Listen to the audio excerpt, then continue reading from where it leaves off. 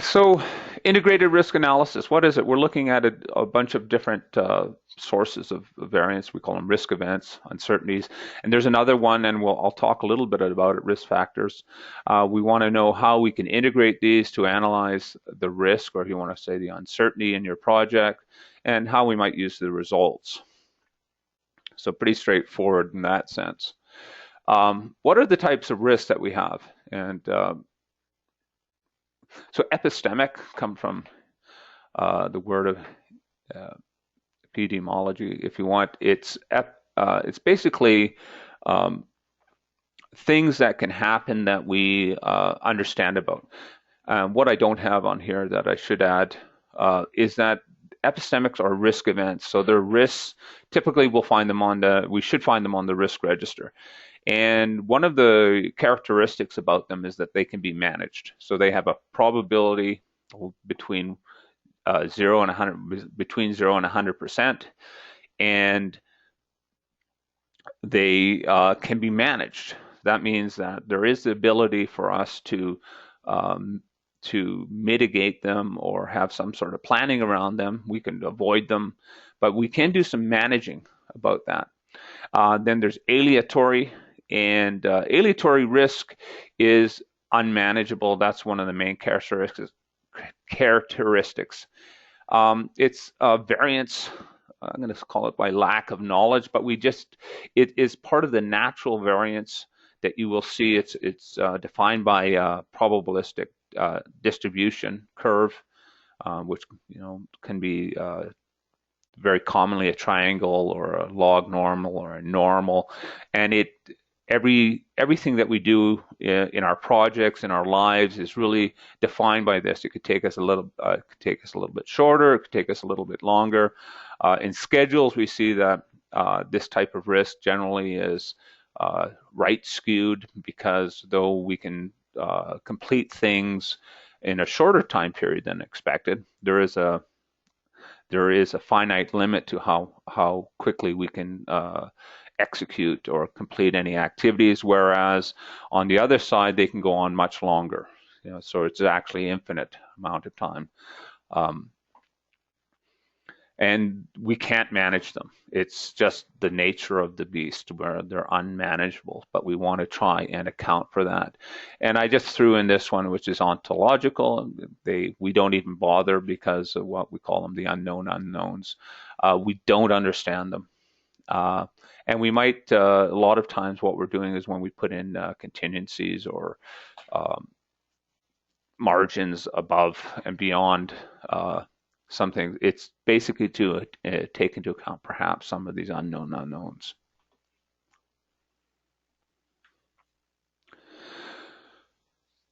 So just a little bit closer look at this, the discrete risks. Just a bit more definition. There are risk events that can directly impact project objectives, their technical schedule and cost typically. They're characterized by the probability of occurrence and impacts in the period of exposure, and are reducible, as I mentioned earlier. Uncertainties are the aleatory ones. There's a natural variance caused by randomness in all processes, characterized using statistical distributions, and are irreducible.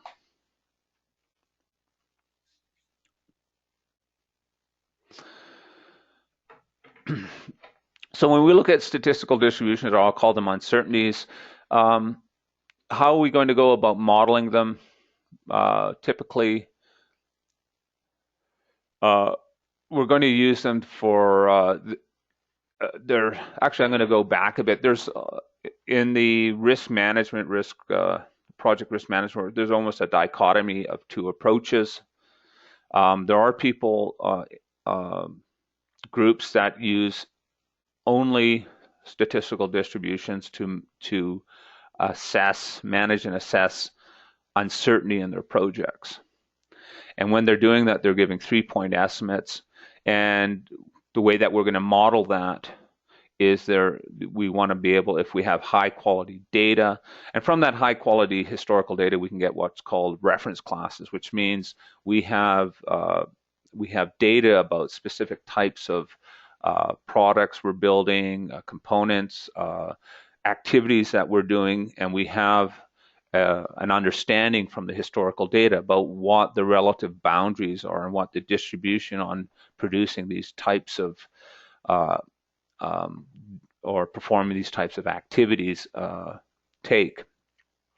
We can also take a look at analogous or similar activities in the past. And sometimes we're going to be looking at organizational capability to understand and develop these probability distributions. And we're really, when they use this approach, or when our clients are using this approach, we see that what they're trying to measure is the probability that we'll meet deadlines or budgets. And we're using histograms and cumulative probability. And we also want to look at and understand which activities are the main drivers of variance on objectives, and that's sensitivity. So a lot of times we're going to look at the sensitivity of certain activities on finish time up the precedent network, and we can see that there's an activity that's going to be late and over budget, and we want to take a look up and I find out why that is, and we might look up that and find out what's driving that. So it's a sort of an iterative process, but we want to be able to understand where are those pinch points, what's driving that risk and uncertainty, and we use that using the sensitivity analysis, which will be one of the topics of one of our upcoming webinars in the fall.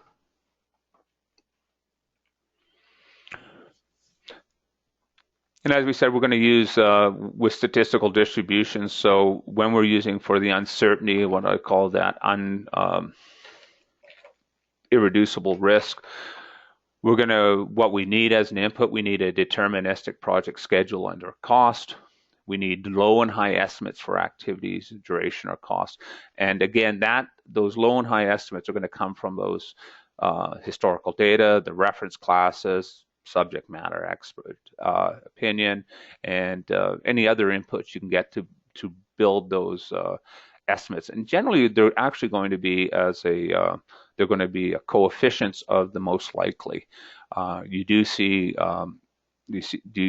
people entering in 1 week one way, 2 weeks the other way, or something. They'll have it as a fixed or a fixed, but a lot of times when we're calculating, especially on big schedules, we're going to have groups of activities that have higher or lower levels of risk, and we'll use coefficients to create that, to apply that uncertainty to it. Once we've got that uncertainties, the levels of the low and high estimates, we can select a statistical distribution type that most resemble the expected or historical probability curve.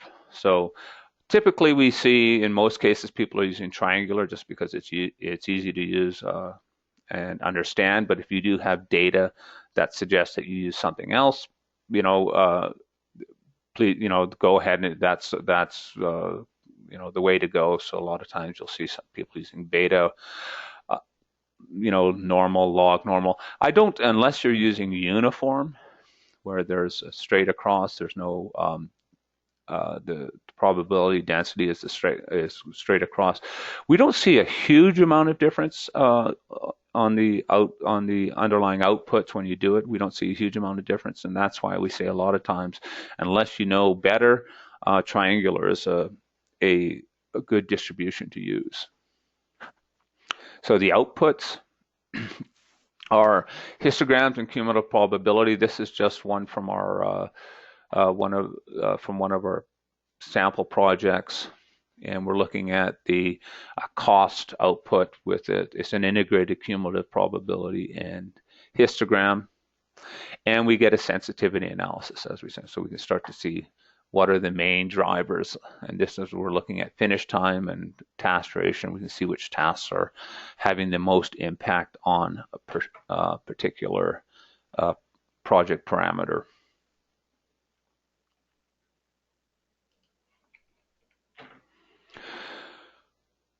So now the other side of this is the risk events, and we do have users, and there are proponents out there that's all they will do is use risk events. You might have heard them as risk drivers, And what they are is typically what you'll find in your project risk register. And we're going to use probability and impact to probability and impact and identify risk, probability and impact to come up with the impact that the or risk score for each one of these risks that it will have on the project, and that can be cost, schedule, it could be quality.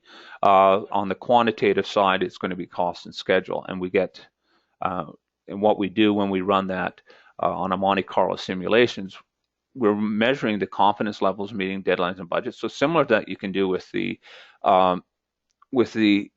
statistical distributions on the uncertainty. We can identify activities that are the main drivers of variance. Again, we can start to do some sensitivity analysis.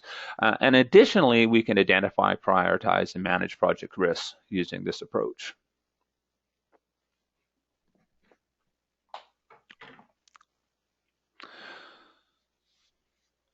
So risk events, their inputs, we're going to use the risk register. You will need a project schedule and cost, and/or cost, and you'll need risk assignment. And the risk assignment is basically assigning the risks, and we'll show you in a brief exercise about how you assign the risk with probability and impact to the project as a whole. Could be what we call a global risk or a local risk, where we're assigning them to specific activities. This little screenshot here is just showing it's on one of our views called a local views. We have 3 drilling activities, and we have all these risks, and we've assigned them to here. And you can see that they have a relative delay, a fixed delay, and a relative cost increase.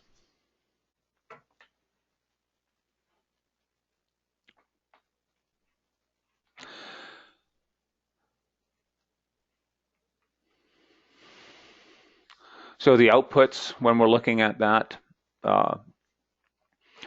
we get similar to what we had. We had the histograms and we have the sensitivity from the risk events, but we also get a risk register where we can rank the risks, and we get like a risk matrix, which is what we typically see in the risk management. So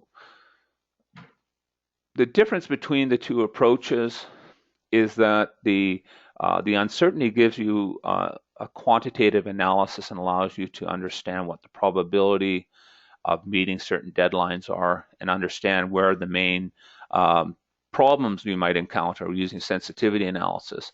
If we use risk events, we get the additional output of being able to analyze, assess, and manage, and eventually obviously monitor and control our risks. And so we get some additional outputs. There is an issue with that though, which I'll just touch on a bit later. So, and risk factors is something I've just added in. We wanted to have a brief discussion on this. This is something that's come up, and we start to see it more and more. And what are risk factors? Well, really, risk factors are uncertainties caused by a specific aspect or a process in the project that has uncertainty associated with it. So it's not a risk. And really, risk factors, from my understanding, are really not manageable per se. But what it does is, if we wanted to create, when we just use 3-point estimates, the statistical distributions that we have on a project, it really doesn't give us any input about, other than looking at the sensitivity analysis, about what are the main drivers in our schedule. Now, if we wanted to assign specific uncertainties, specific processes or factors that are part of that uncertainty, and we want to break it out, we can use risk factors. So we can create these risk factors. We can assign them specific activities or resources. And in our system, they're similar in many ways. They're similar to risk because they have that aspect of risk assignment. There's an assignment we're associating them with, and they have the difference is that in many ways they're not risks. They're an issue. but the thing about them, we can report on them. We can see which ones are the most important, having the biggest impact.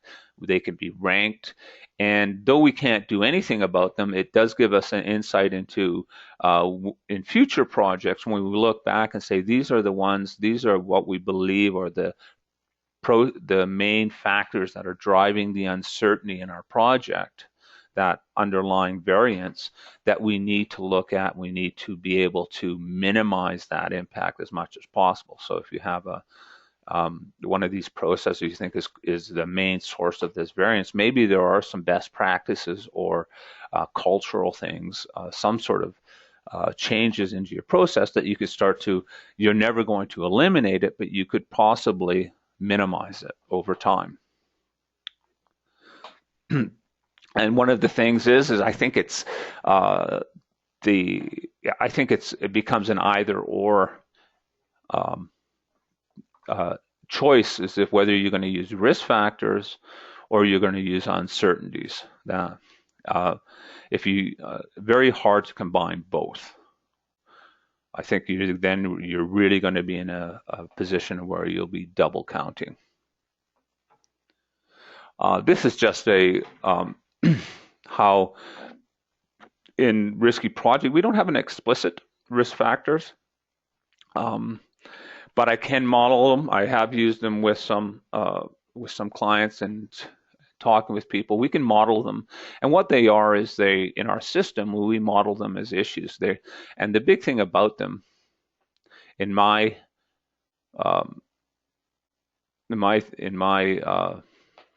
way of looking at them, is that they have 100% chance of occurring. So opposed to a risk, which is between 0 and 100%, they are 100%. So they are basically occurring all the time. It's causing this natural variance. I do have worked with some people and talked with some consultants who actually didn't call it that, but they said they would call it, they would use a factor, even though they didn't call it as such, as a schedule. They call it schedule quality.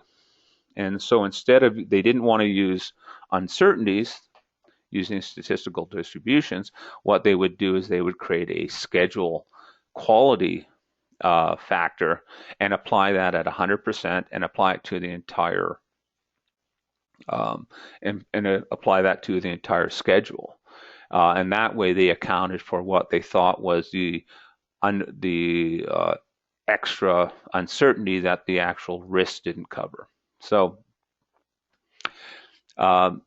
we can model that. I think it's an either or choice that you can make. You can either use risk factors if you want to for uncertainty, if you want to try to understand what's driving the uncertainty, and track what's driving the uncertainty, or you're going to use your subject matter experts. You're going to use past performance and or reference classes to develop that uncertainty.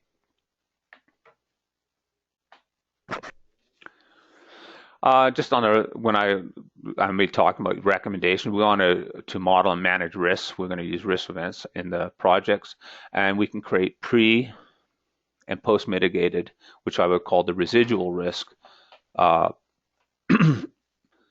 or stance of the project. So the pre-mitigated is actually sort of what I would call is a risk-adjusted schedule, and the post-mitigated is a residual risk.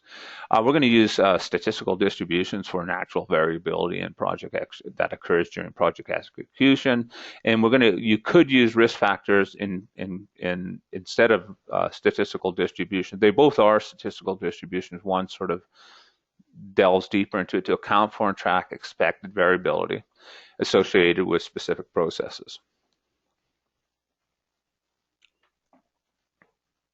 So right now I'm just going to do a quick look at it, how we might run this in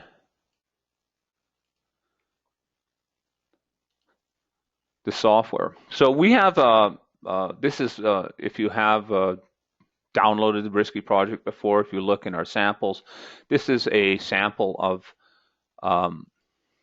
RiskyProject that you get in it. It's one of the ones that we supply as an example that you can use to play around with. and it has a quick schedule. It's a drilling schedule where 3 wells are drilled. It has a schedule. It has resources with costs on it. It has fixed costs as well. So we basically have fixed and time-dependent costs. So we're modeling all of the different uncertainties and variances on cost associated with resources and fixed costs, and they will.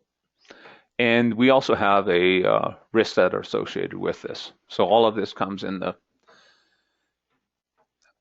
package. Now,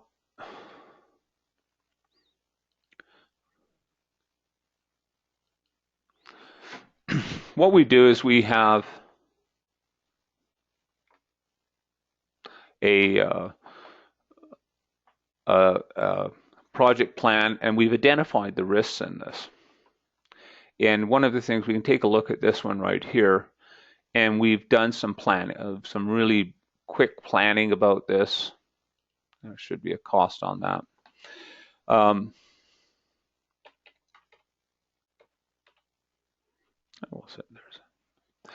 And we've created a mitigation plan, and that accounts actually for this. And we'll just go into properties and we'll create a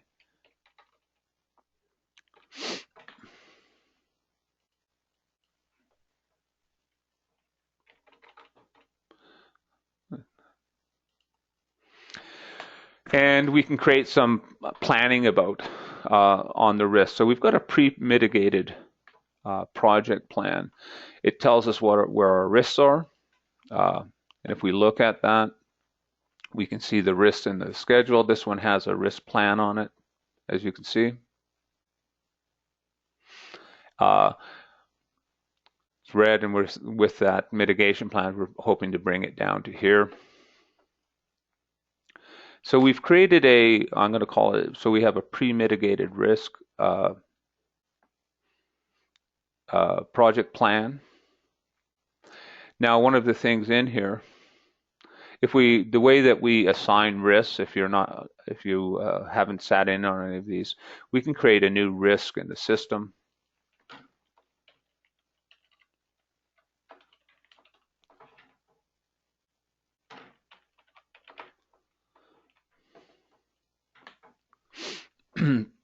And if we want to assign it to, let's say, these 3 activities here, and then we can give a chance that will occur.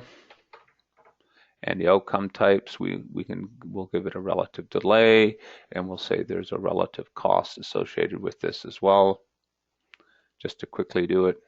And if we run the simulation, we can see what the impact and how it's ranked in the system.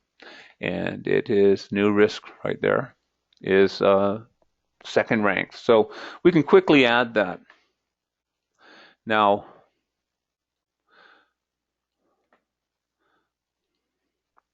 I'm just going to,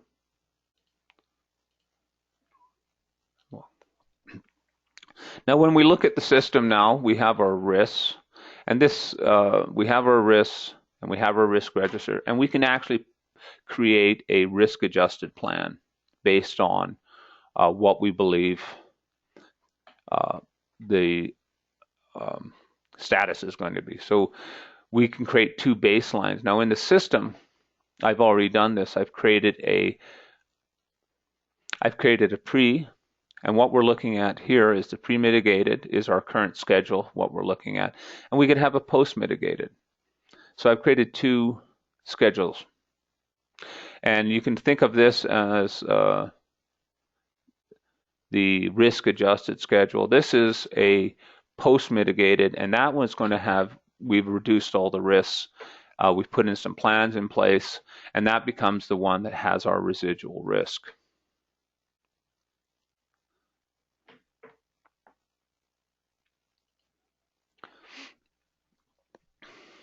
Now, one of the things that I do have in this is, if you wanted to, a quick note, if we wanted to model an issue, or what I would call a factor, and we could call it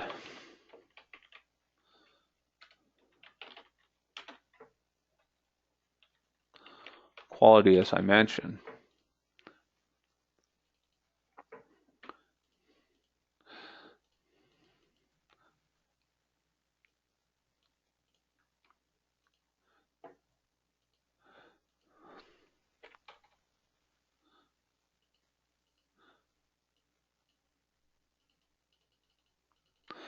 We're going to give relative delay, and I'm going to give it a triangular impact. We'll say this is 95. Oh, sorry.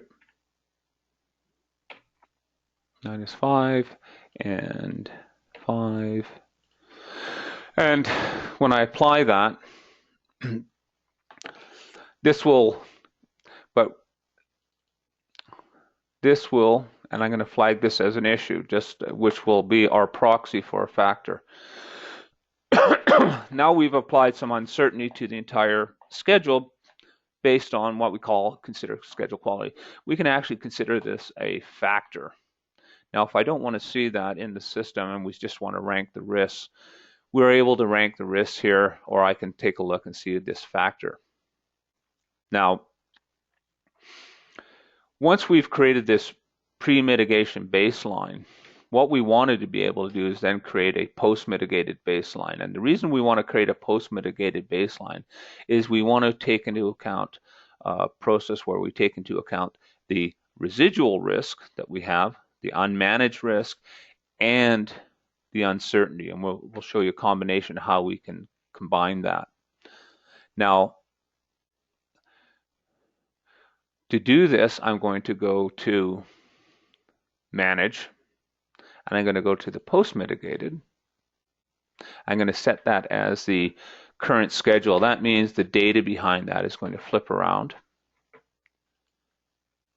And we can start to see the differences on this is if we go to pre-mitigated and our current schedule, which is the post-mitigated.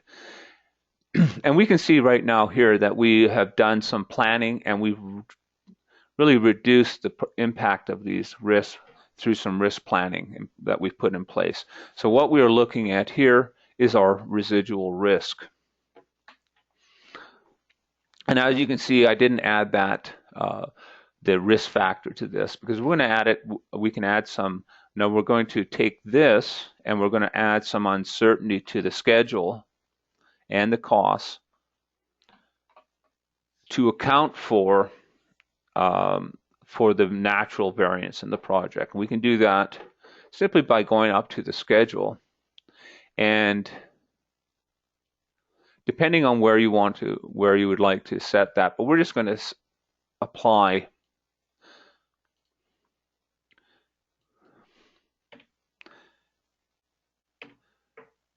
one uncertainty level to the entire.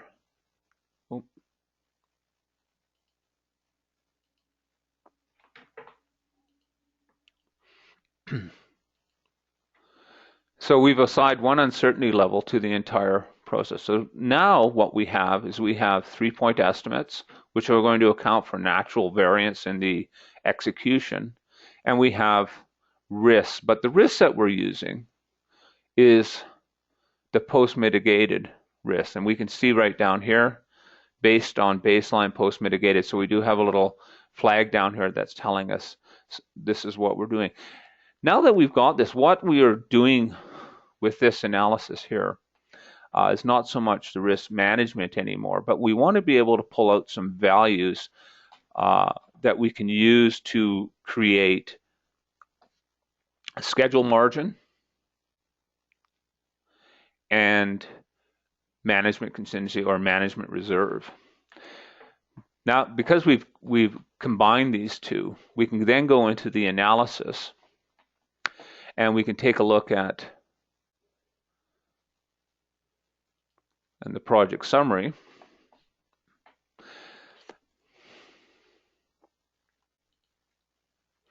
I'm just going to open this up and just do a quick Oh, they're all set up there. So one of the things we're looking at on this chart is we have the results of our chart.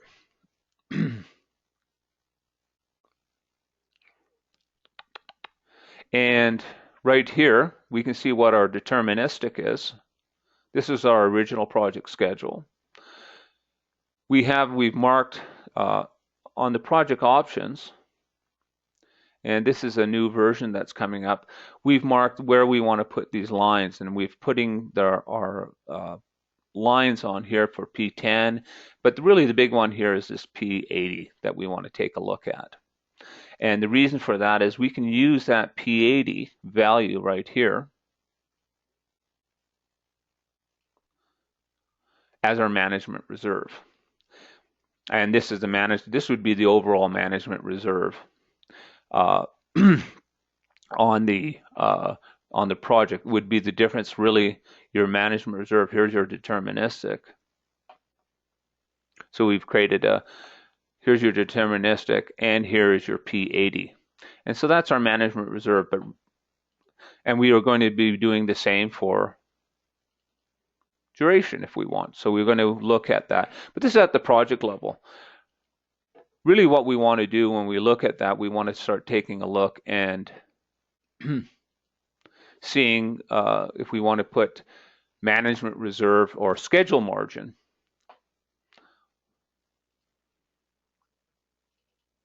Same thing on these activities. So we could get management reserve for the entire project. Schedule margin, we're really going to start putting them at the end of certain deliverables.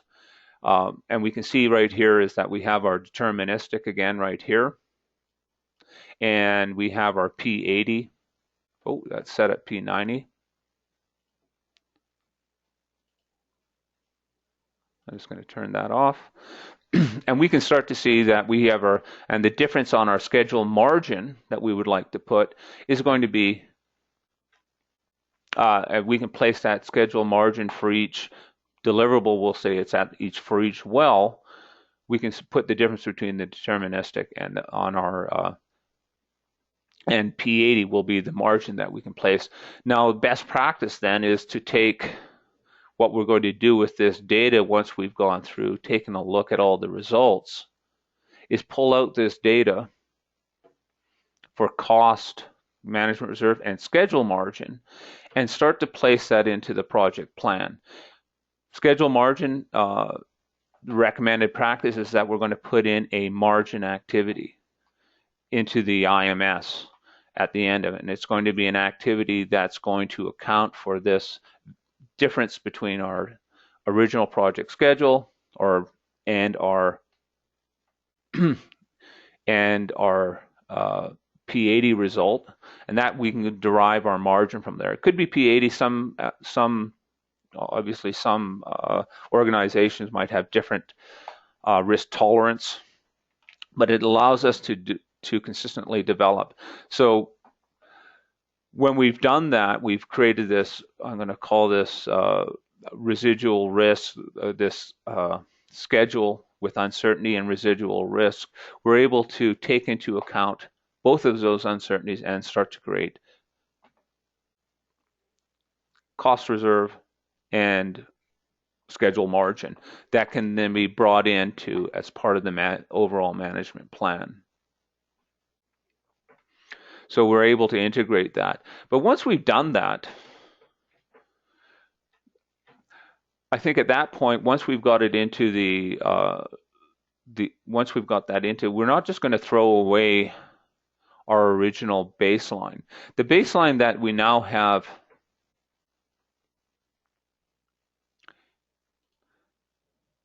the pre-mitigation baseline, which we will now set as our current schedule. And I'm just going to say that pre-mitigation. And we can say that's a post-mitigated if we want. This baseline here is now going to be used, that we have here, for baselining the risk part and part of the risk management and control. So we have created two baselines. One of them is actually so that we can create a schedule with or a plan that takes into account residual risk and uncertainty, and then bring that and take that across and put it into your IMS, part of your schedule margin contingency. But once project execution is underway, we want to go back, and we'll go back to, and we're going to be back on that pre-mitigated baseline, and we can start to track, and we're going to be using that as our baseline for risk tracking and risk management, monitoring, and control. And so as the risk changes over time, as the mitigation activities occur, we are going to capture that in the risk reviews and the risk history, and we can track that as actuals versus planned. And so we can take this, what I call this risk integration process, and we can use that in a variety of ways. But what we wanted to be able to do is capture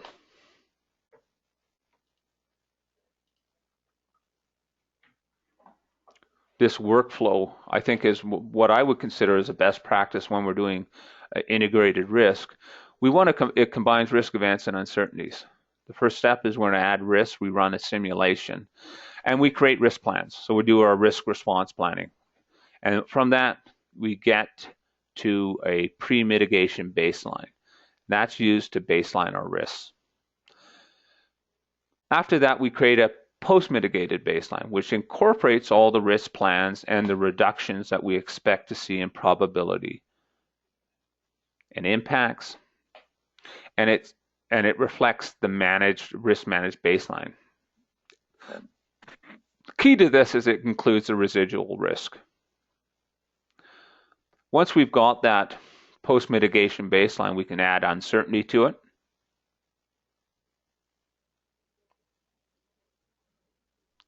Using either risk factors or uncertainties. Uncertainties obviously are the more accepted and well understood process. And then we run a simulation. The results are used to create the risk-adjusted plan. And that risk-adjusted plan includes schedule margin, which can be added as margin activities, and management reserve. At the end of that, once we've got that in our plan, we can go back to that, use that pre-mitigated baseline to monitor and control risks during the project execution.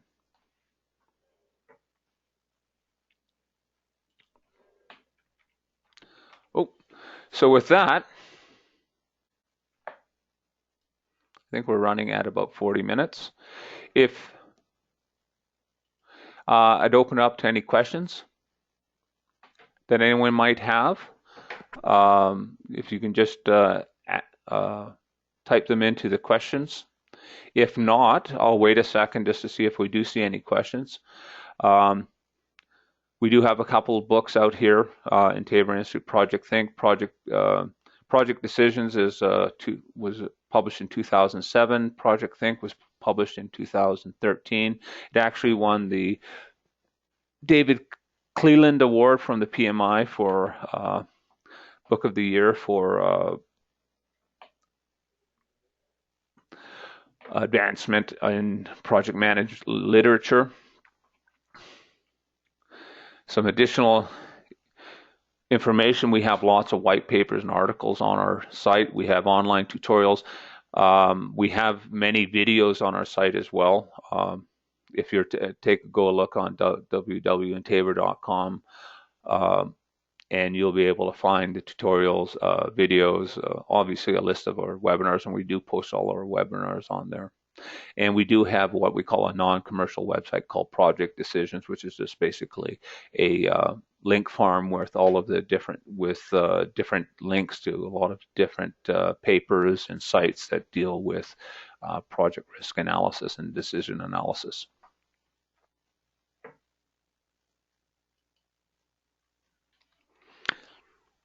So I'm not seeing any questions in. Thank you very much for attending. If you do have any questions, please feel free to contact me directly.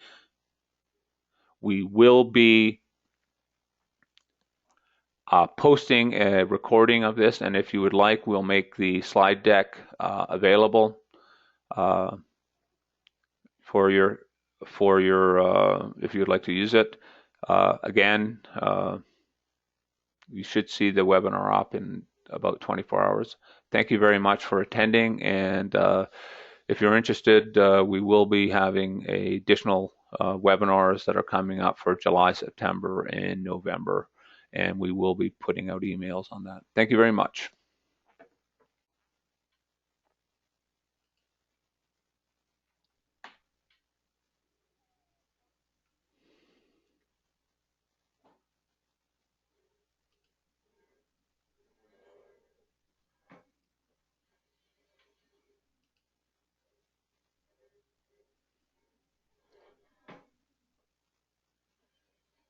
Hmm.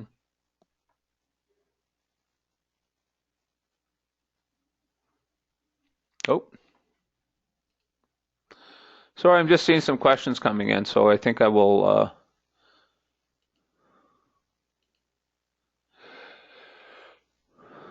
Okay, Willem, can we reduce aleatory uncertainties by undertaking actions? The question about that is that no. The brief one is no. They are. I think in the moment you can't. I think in retrospective, if you are able to, and I think that's really the reason why people are looking at risk factors, is being able to understand what is driving that uncertainty, and maybe being able to over time understand what are the drivers there, and then remedy those so that in the next your next projects and everything, that you can account for that and minimize it. But the reality is aleatory risks is what we're trying to do is account for that underlying uncertainty. A lot of times we use the analogy of when I'm driving to the store to get groceries. Um, the big risks are there could be an accident, which would be uh, you know, um,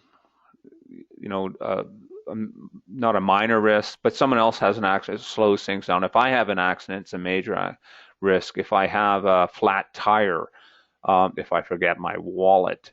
Um, but there's other things about there could be someone comes out and just that will cause the uncertainty. The aleatory risk could be sun comes up and hits my eyes, and instead of going 50 kilometers an hour through my neighborhood, I end up doing 30 kilometers an hour for a stretch, which slows me down.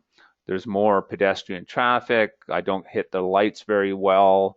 Um, when I'm in the grocery, I get distracted and start reading too many labels to find out what they're putting in my food.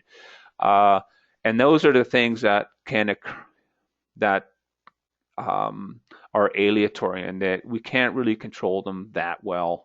And they're the natural part of that variability. Whereas risks, we have a supplier where there's been a quality issue in the past.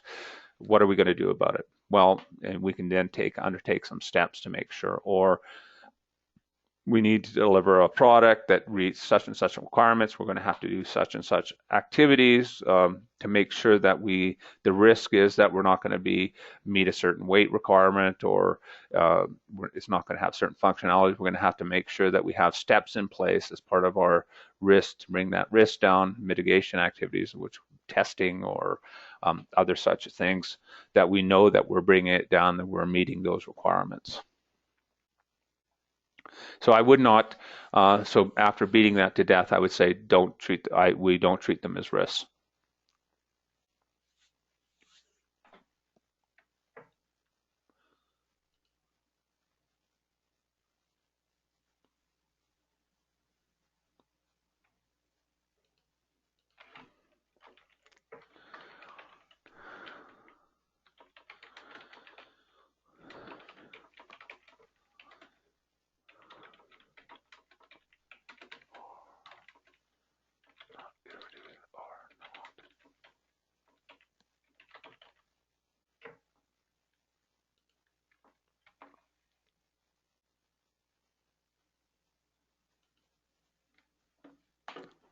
Okay, if there's no more questions, thank you, and we will. Uh, I think we're just about. Well, we're close to running out of time here. Thank you very much again. I'm going through the whole thing again. Thank you, and I don't see any more questions coming in. We will be posting the recording, and if you'd like, you can contact us, and we'll make the slide deck available.